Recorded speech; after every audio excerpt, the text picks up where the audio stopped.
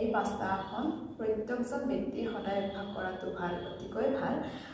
আপোনালোকে সদায় আপোনালোকৰ আধা ঘণ্টা কৰিবলৈ চেষ্টা কৰিব।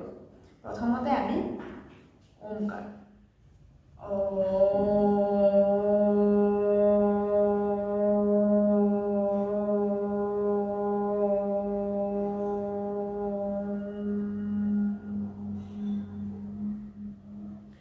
দ্বিতীয়তে কপালভাতি,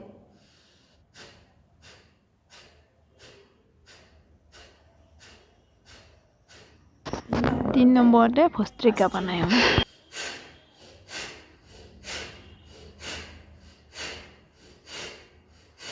চাৰি নম্বৰতে অনুলোম বিলোম,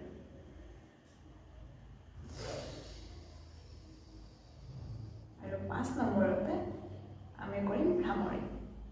ভ্ৰামৰী কৰোঁতে আমি এনেকৈ ল'ম, লৈ পেলাই আপোনাৰ একান্ত